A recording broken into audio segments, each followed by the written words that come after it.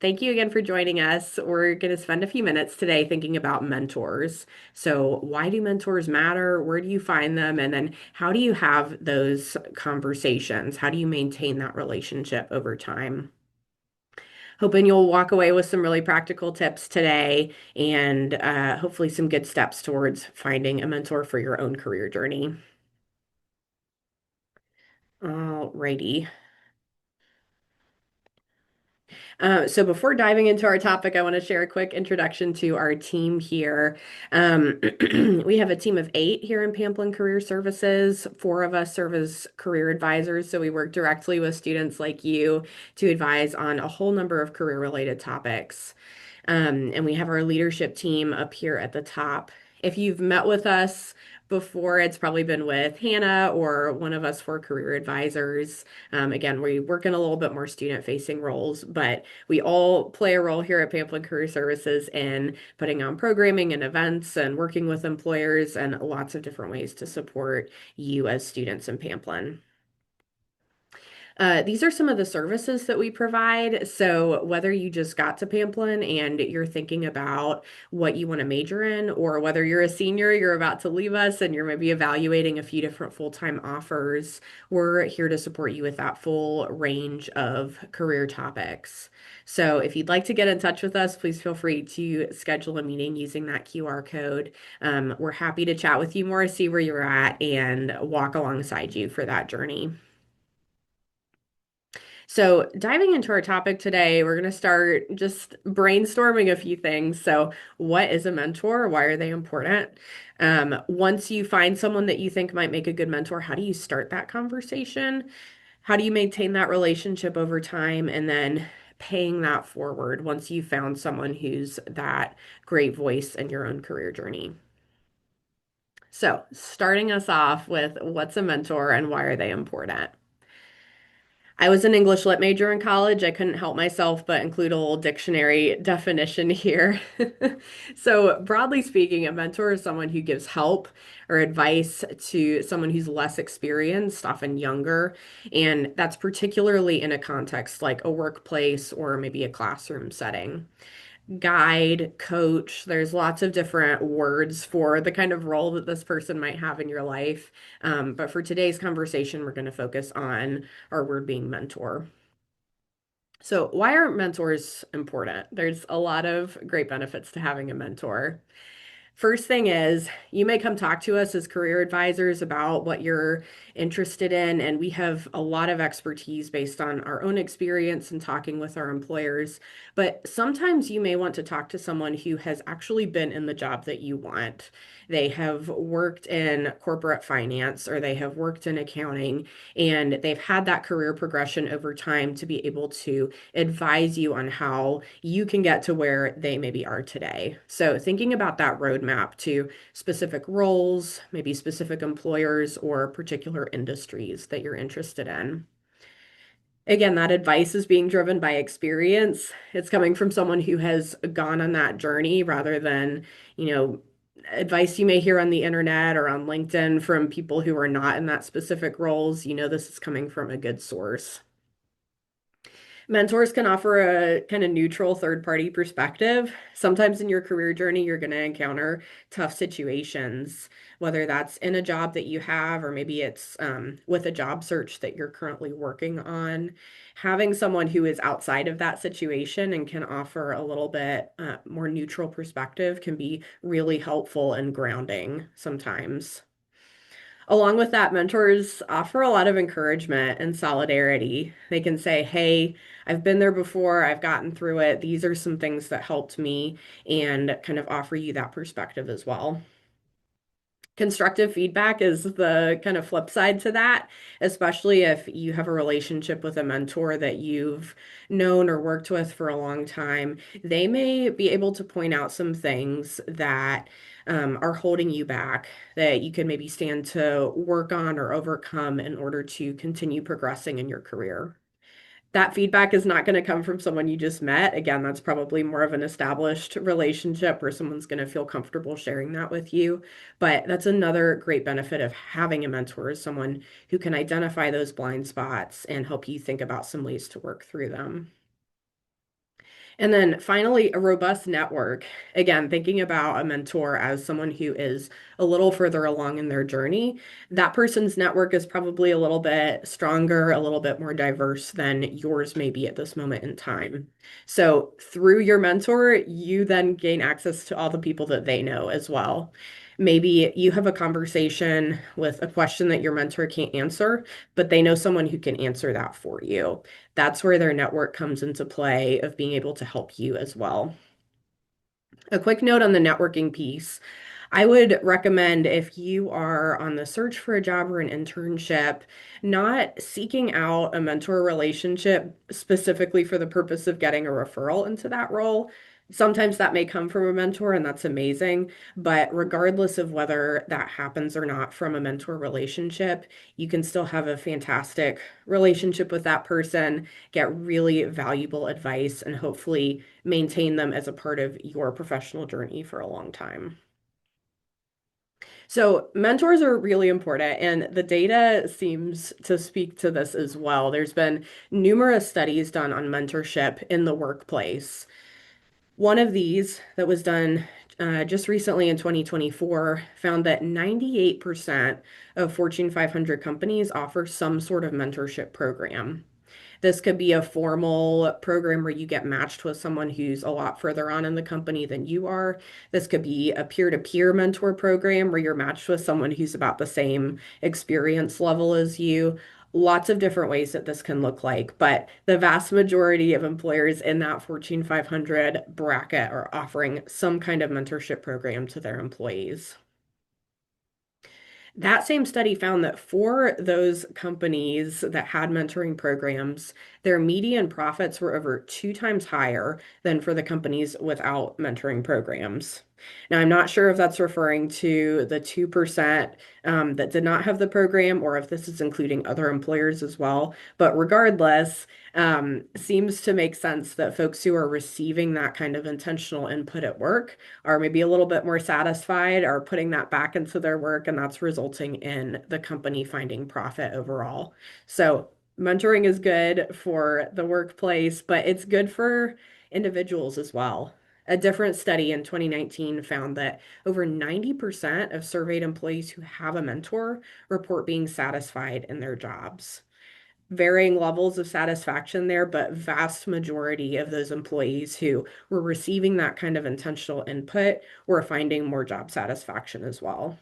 And then a third study in 2022 found that 83% of Gen Z employees were saying that a workplace mentor is crucial for their career. However, only 52% of those same employees reported having one, which is really interesting. So, high majority of folks saying mentors are important, only about half actually saying that they had a mentor in their role currently. So, lots of reasons that that could be. I think mentorship can be a little bit intimidating to talk about sometimes because we hear about mentorship from people who have had a mentor for maybe 5 or 20 or 30 years. And so, if you're just starting out, you may be thinking, well, how do I find that person? How do I have that first conversation? And that's what we're going to transition into now. So, first of all, what makes a good mentor? First thought is someone who has more experience than you. This doesn't have to be someone with 50 years of experience. This could be just a little bit older student, someone who's just a little bit further on that journey than you are. An aligned career trajectory is something else to think about. So, ideally, someone who has experience in your industry or whose kind of values and interests are aligned with what you are pursuing as well can be really helpful. You may have mentors who work in other industries or other fields. They can offer fantastic advice as well. But especially if you're looking to get into a specific role or field, having someone already in that space can be really helpful. A good mentor is going to make you feel seen. Um, this is a person who is not going to make you feel dismissed or like they don't have time for you. This is going to be someone who can engage with you on your level, offer encouragement and advice for where you're at, and who has time to have those conversations with you. And then, final thought, a good mentor has the ability to both affirm you, so offer that encouragement we were talking about, but also to challenge you. They, again, may be able to see blind spots or things that you struggle with, and they can ideally balance that mix of being able to encourage you, but also share things that may challenge you in your journey as well. So now that we've laid out some great characteristics here, how do you find these people? Where do they exist? And I have a few thoughts for us today. As I mentioned, older students can be great mentors, especially if you are a freshman or sophomore. Finding a student who has maybe completed an internship already or who is a leader in your student org, that is a great person to connect with. In a year or two, they're going to be in their first full-time job. They may have great insights on their job search process, on the company that they're working for. And so finding that person who's just a couple steps ahead of you can really be beneficial in a mentoring relationship. Faculty members can also make really good mentors. This may be someone that you have a class with right now. This could be a professor who taught a class you were in a couple semesters ago and you really resonated with it. But oftentimes they're coming from industry and have really great experience as well.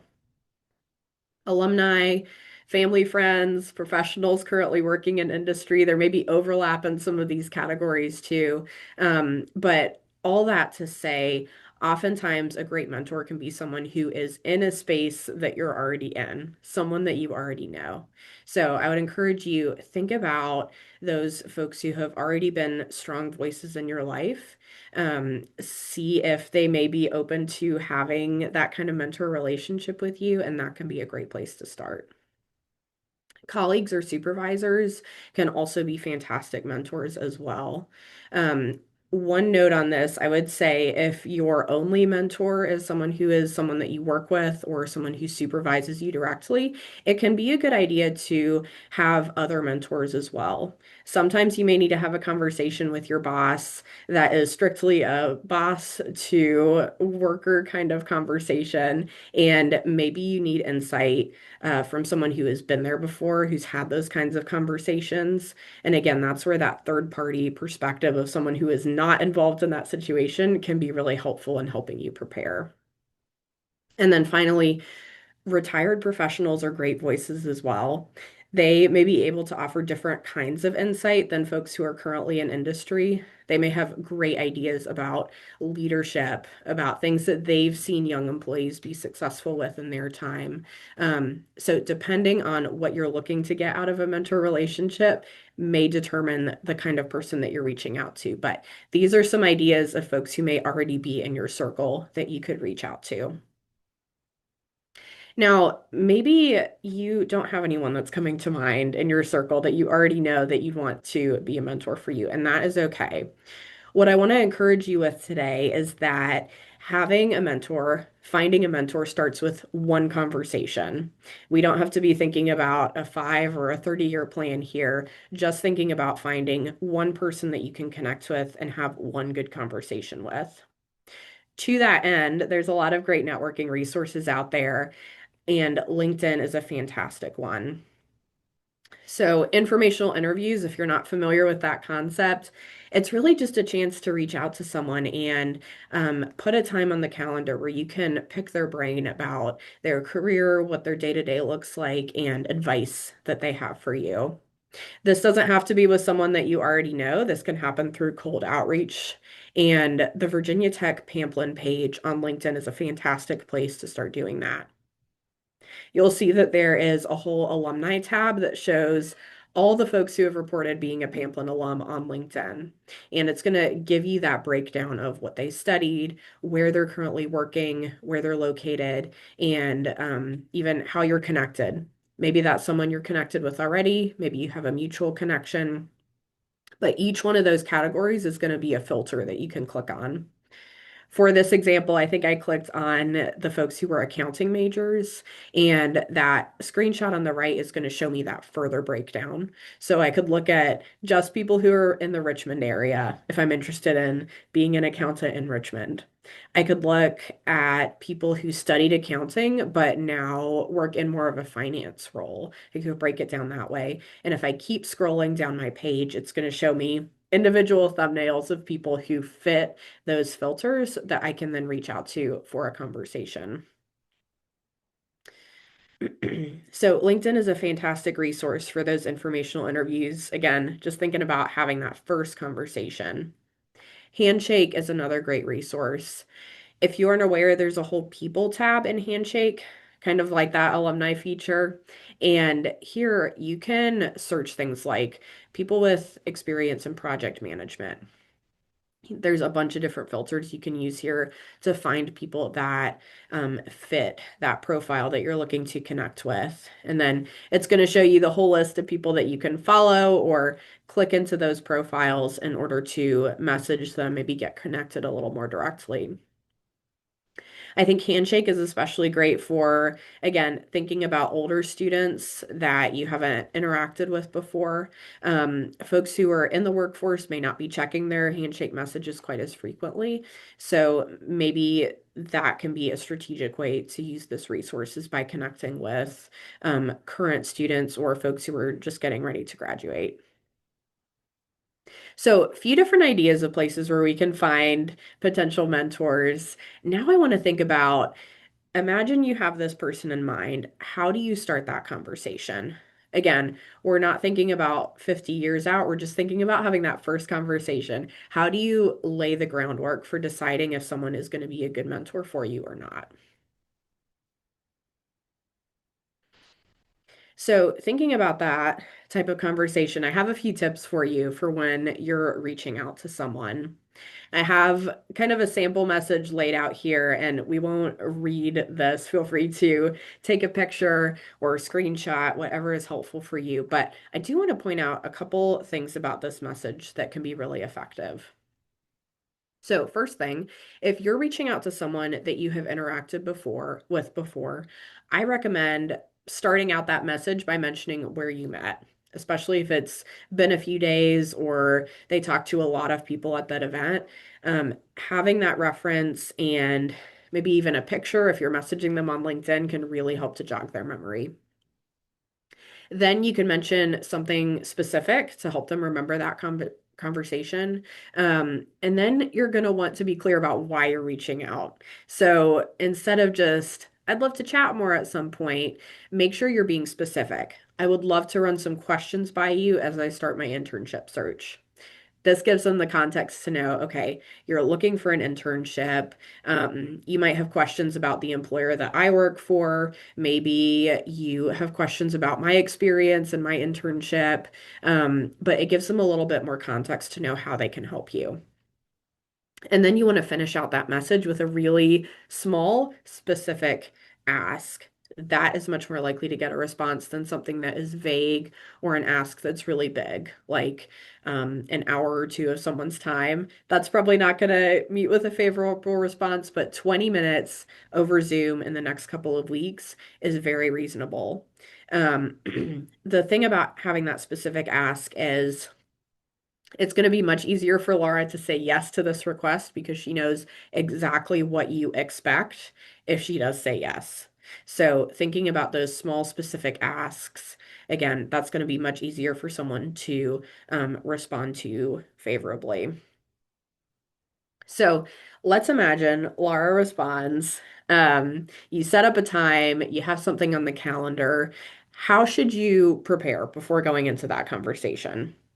I definitely recommend having a strategy in mind. Don't wing that conversation. If you're taking the time to reach out to someone and get time on their calendar, you want to respect that in advance by preparing some questions and being really intentional for that conversation. So, first thing I would suggest, especially if your mentor is active on LinkedIn, look back at their profile, see the experience that they've had over their career, look at what they're doing currently, where they went to school. Maybe they're a Pamplin alum and you can connect on that. Maybe you have connections in mutual that you didn't know about, or certifications can be really helpful.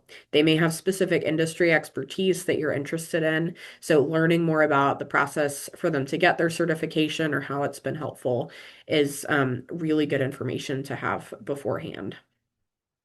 Second thing, look up the title of the job that they have right now. Maybe you can find a job posting for this online or just a little bit more information about what it involves. This again is going to clue you in. Is this person on the same kind of career path trajectory that I'm interested in, or is it something totally different? So, having a little bit more understanding of what their day-to-day looks like is very helpful going in. Make sure you're researching their company as well. Things like news articles, initiatives they're working on, new products that are coming to market, mergers, clients, all of that gives you really good insight about what your potential mentor is working on. It could also give you good insight. Maybe they are really busy because they're working on helping that product come to market, and now is not going to be the best time for you to initiate kind of a mentor relationship with them. That could be good information for you to know going in, kind of test the water, see how things are going, how receptive they are to talking with you, and use that as your cue going forwards. And then finally, be prepared to reintroduce yourself if you've already met them before, along with some highlights about your experience and your interests. If it's been a while, they may not remember you. If this is a professor you haven't talked to for a couple semesters, they may need a little bit more context again to remember your story. And so be prepared to kind of start off with that information about yourself.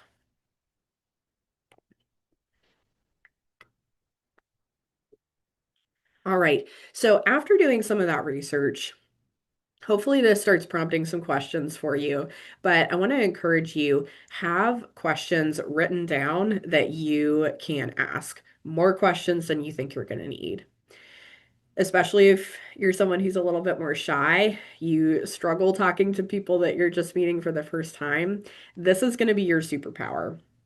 Having some questions prepared really takes the pressure off of you. It lets you get to know your mentor, their personality, and then it also gives you information that you can then follow up on in future conversations. So, lots of different ways you can go about this. I would say, especially if you don't know this person super well yet, mostly stick to professional type questions like we have in that first category. Personal, we don't want to get too personal, but asking things like, what helps you stay grounded when you're really busy? Highlights from their college experience, things that they're looking forward to. That can be a really positive spin on that conversation, can give you good information. And then later on, maybe they're planning to take a cool vacation. That gives you something to follow up on next time you talk.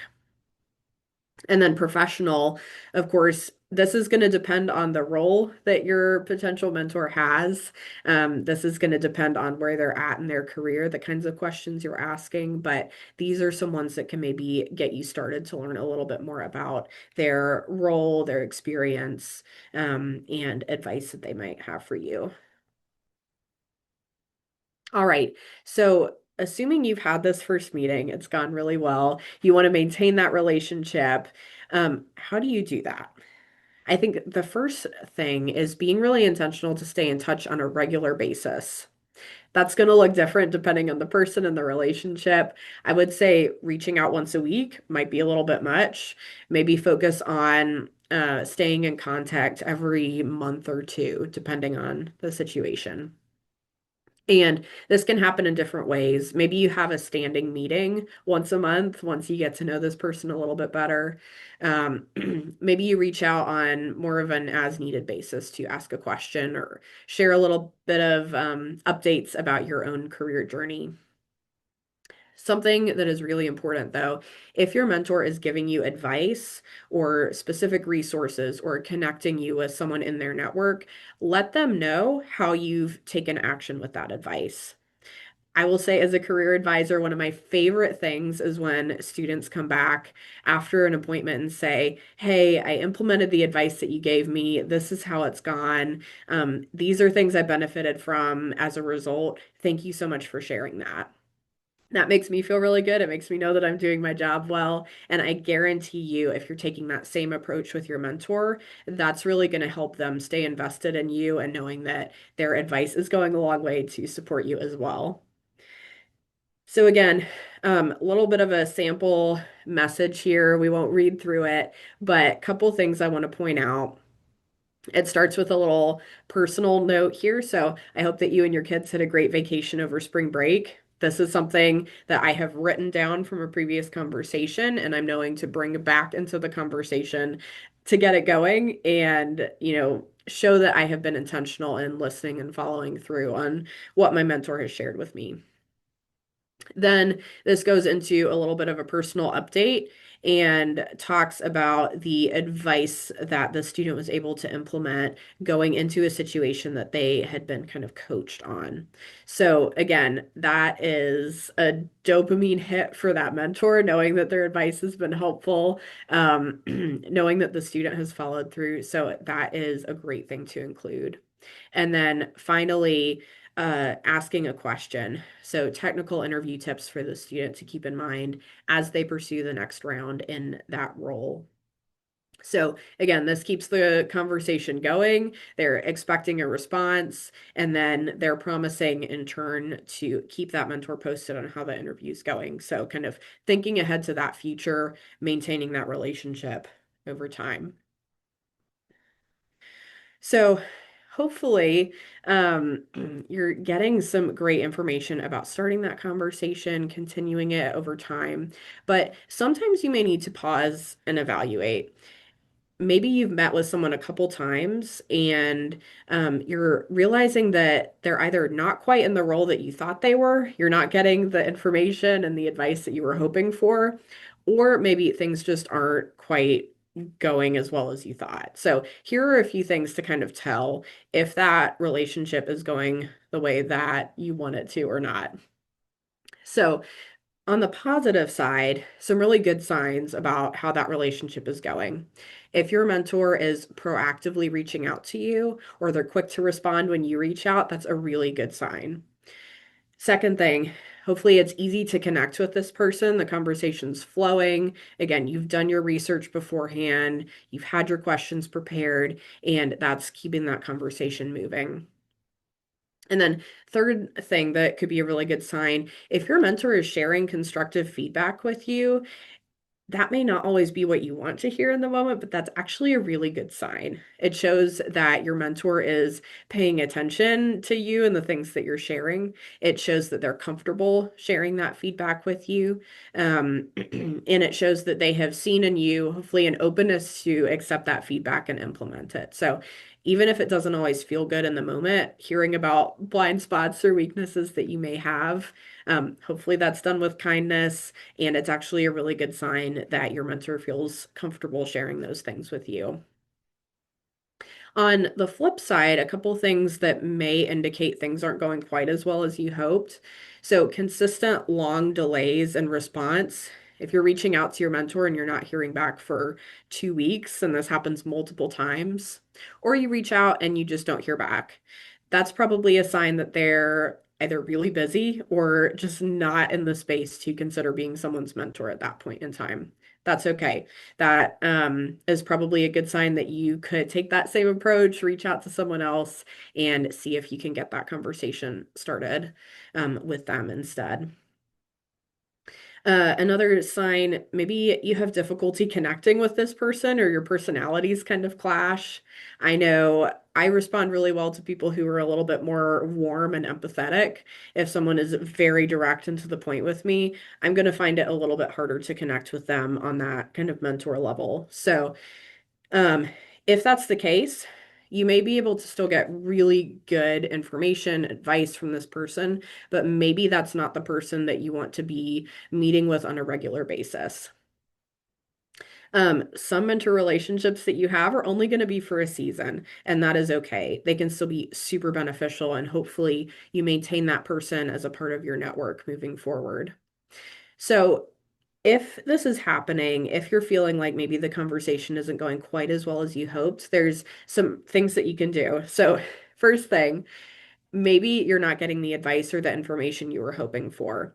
You can approach that with, hey, based on our conversation today, or based on kind of what you know about my situation, is there anyone else that you think I should connect with? That gives your mentor an opportunity to think about the people that they know, and they may be able to connect you with someone who is in a better spot to work with you or answer your questions. Maybe you're realizing that you've had several conversations with someone and you're not really interested in having them formally be your mentor. That is okay. It's okay to pump the brakes a little bit on that relationship, but most importantly, be responsive. If your potential mentor reaches out to you to check in, don't ghost them. Make sure that you're responding. It is okay, though, to kind of slow the pace of that down a little bit and not be quite as proactive with reaching out to them. Most importantly, always show appreciation for your mentor's time and advice. Your mentor is probably busy. They're making time in their calendar for you. And so, in recognition of that, make sure to be appreciative. Again, show them ways that you're implementing their advice, and that's going to be really beneficial regardless of the situation. Again, not every mentor relationship is going to be for 10 or 20 or 30 years. That's okay. Focus on curiosity, on knowing that person for the season that you're going to know them, and hopefully benefiting them in some way as well. So, thinking about mentor relationships, hopefully, maybe you already have a great mentor in your life or you're looking to get one.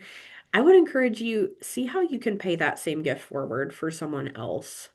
So, in the spirit of Ut Prosim here, thinking about the ways that you can offer your own advice and experience to someone else, being a mentor, even if you don't yet have a mentor in your own life, can be really beneficial to other students.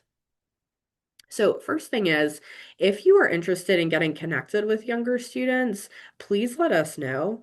We don't offer a formal mentoring program, but we're always looking for ways to connect current students with either students who are a little bit older and more experienced, or folks who are early in their career and looking to kind of give back and offer support for current students. So, please reach out, let us know if you'd be interested in kind of staying connected in that way.